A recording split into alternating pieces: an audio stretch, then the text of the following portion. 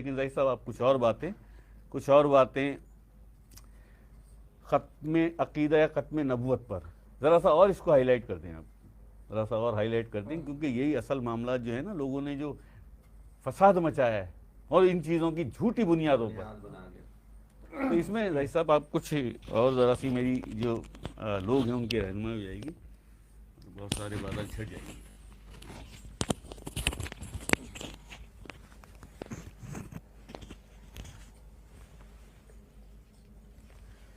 دوستوں، ابھی یہ جو بک میں نے آپ کو دکھائی تھی عقیدہ ختم نبوت والی، اور آپ کو یہ بھی بتایا کہ سرکار اپنی زندگی میں بتاتے رہے، بیانات دیتے رہے، اور ظاہری بات ہے آپ تو مطلب اتنے بڑے عاشق رسول ہیں کہ کیا میں اس کی مثال آپ کو بتاؤں۔ اب راہ سلوک کی اور روحانیت کی وہ باتیں کہ سرکار نے جب سرکار دنیا میں واپس آئے اور ڈیوٹی لگی سرکار کی لال باغ کے بعد تو سرکار نے ایک کتاب لکھی، روحانی سفر۔ اچھا، چونکہ سادے آدمی ہیں، صوفی ہیں، رب کی ذات تک پہنچے اور پہلے ہم کلام ہوئے اور پھر دیدار تک کا شرف ہوا، تو جب سرکار دنیا میں آئے تو ظاہر بات ہے سادے آدمی تھے، کوئی عالمانہ زبان تو تھی نہیں، کوئی مدرسے میں تو تعلیم حاصل نہیں کی تھی سرکار نے، قرآن پاک پڑھا ہوا تھا بس گھر میں، جس طرح پڑھتے ہیں ہم سب بچپن میں، اور ویسے میٹرک تعلیم تھی۔ تو پھر سرکار پہ محبت غالب ہوئی اللہ کی، اور آپ اللہ کو حاصل کرنے کے لیے نکل پڑے اور سب کچھ چھوڑ دیا، سب کو ترک کر دیا، اور پھر اللہ نے مہربانی فرمائی اور آپ کامیاب و کامران ہوئے۔ تو سرکار جب تشریف لائے تو چونکہ عالم نہیں تھے، تو سرکار نے ہمارے طالبوں کے لیے ایک کتاب لکھی، روحانی سفر، اور سادگی سے سرکار نے وہ چیزیں بیان کر دی جو واقعات سرکار کے ساتھ پیش آئے، جو کشف میں تھے، کچھ خواب میں تھے، کچھ حقیقت میں تھے، وہ لکھ دیے۔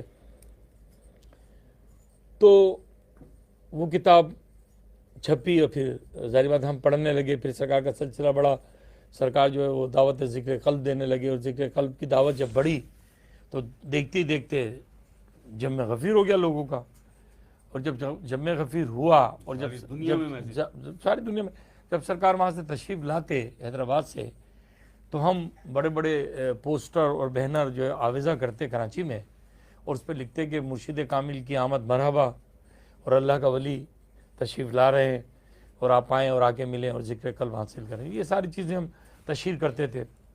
تو وہ اشتہارات جب ہم لگاتے، ظاہری بات ہے لوگوں کو پتہ لگتا، لوگ جوک آتے، اور سارے ینگ لڑکے آتے، کیونکہ سرکار فرماتے تھے یار یہ جوانی کا سودا ہے، یہ جوانی کا سودا، اور جوانی کی عبادت آپ نے پڑھا ہوگا شیوہ پیغمبری، کہ جتنے پیغمبر رہتے سب نے جوانی میں اللہ کی عبادت کی، وہ تو معصوم تھے آپ کو پتہ ہے، لیکن انہوں نے ایک مثال قائم کی نا ہمارے لیے، کہ انہوں نے جوانی سے عبادت شروع کی اور وہ آخر تک اس پہ قائم رہے۔ تو جب سرکار کے حلقے میں نوجوان شامل ہوئے تو بڑی معذرت کے ساتھ وہ لوگ جن کو حسد پیدا ہوا اور جن کے پاس روحانیت نہیں تھی، صرف شریعت تھی، تو انہوں نے سرکار پہ الزامات لگانے شروع کر دیے۔ اور سرکار پہ الزام کہاں سے شروع ہوئی ہے میں آپ کو بتاتا ہوں۔ سرکار پہ سب سے زیادہ جو الزام پہلے لگایا وہ سب سے پہلے دیوبندی ہو اور وہابی اور دوسرے مسلک کے جو لوگ ہیں، جو اہل سنت مسلک کے بریلوی سے جن کا تعلق نہیں ہے، انہوں نے، میں کسی کے خلاف یہاں دوستوں بات نہیں کر رہا، میں وہ حقائق بتا رہا ہوں جو ہوا ہے۔ دیکھیں ہم صوفی ہیں، ہم کسی کے خلاف نہیں ہیں، ہم وہابی، دیوبندی، سلفی، شیعہ، ہم سب آتے ہیں، ہم کسی کے خلاف نہیں ہیں۔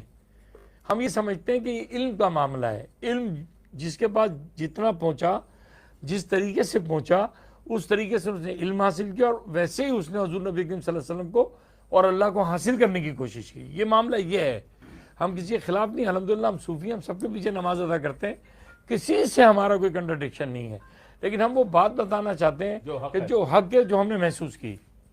تو سب سے پہلے ختم نبوت والوں نے مجلس तहफ़्फ़ुज़ ख़त्म नबूवत। आज भी एक केस हमारे साहब रोशन भाई हैदराबाद में चलता है, वो जाते हैं बेचारे, वो एक हमादी होते थे टिंडो आदम में, उन्होंने एक सरकार के ख़िलाफ़ झूठी एफआईआर कटवाई और यही दावा किया कि उन्होंने अस्तग़फिरुल्लाह नबूवत का दावा कर दिया, जिसका सबूत ये मौजूद है। ये किताब हमने अब इसलिए शाये की कि सरकार ने तो अपनी ज़िंदगी में सब बताया, लेकिन अब ज़रूरत है इस बात की। तो ये हो गया, तो उन्होंने कहा कि भाई इन्होंने दावा कर दिया। अच्छा, जब उन्होंने देखा कि यार ये ख़त्म नबूवत वाली बात तो चली नहीं, ठंडा हो गया मामला, तो फिर उन्होंने कहा कि मेहदियत का दावा कर दिया।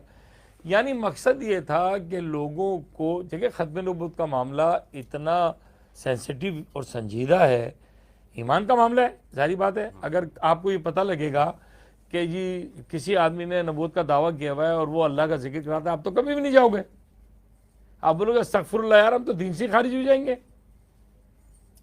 लेकिन आपने अपने कान से नहीं सुना होगा, और यही कोशिश थी, ये कोशिश थी उनकी, और ये उन्होंने यही किया। फिर सरकार ने जब ये इरशाद फरमाया कि पहले तो ये देवबंदी वापी हमारे खिलाफ हुए, फिर सरकार ने जब इरशाद फरमाया कि रूहानियत में जो लोग हैं अहले नज़र, जो रूहानियत में हैं, जो जानते हैं, जिनको अल्लाह ने अता किया है, उनको पता है कि दुनिया में, पूरी दुनिया में, पूरी कायनात में, पूरे आलम में 3 आदमी हैं जो बैत करने का हक रखते हैं, एक वक्त का गौस और 2 कुतुब, सीनियर कुतुब, बस इसके अलावा बैत नहीं कर सकते। तो सरकार ने कहा यहाँ तो धड़ लोग बैत कर रहे हैं, जिनका कभी कोई नस्ल में कोई वली होगा, उसके बैठे बैठे गद्दी नशीनी चल रही है, वो तमाम के तमाम बैत कर रहे हैं, बैत का सिलसिला जारी है। सरकार ने फरमाया कि जब वो बैत करेंगे और वो अहल नहीं होंगे, वो उनके लताइफ को ज़िक्र अस्कार से उजागर नहीं करेंगे, अल्लाह से नहीं जोड़ेंगे, तो वो तो कातिल होंगे, उनके तालिबों के, वो अल्लाह से हासिल नहीं होंगे। तो सरकार ने जब ये बात की, तो फिर देवबंदी और वाबियों के अलावा जो हमारे जो सिलसिले वाले लोग थे, गद्दी नशीन और ये वो भी सरकार के ख़िलाफ़ हो गए। यहाँ से ये चीज़ चली। फिर सरकार ने कहा कि तुम्हारा ताल्लुक़ किसी मज़हब से क्यों ना हो, अल्लाह की पहचान और उसकी रसाई के लिए रूहानियत सीखो, ख़्वाह तुम्हारा ताल्लुक़ किसी मज़हब से भी हो। तो सारे गैर मुस्लिम सरकार पर टूट पड़े, ईसाई आने लगे, सिख आने लगे, हिंदू आने लगे, हमने खुद देखा।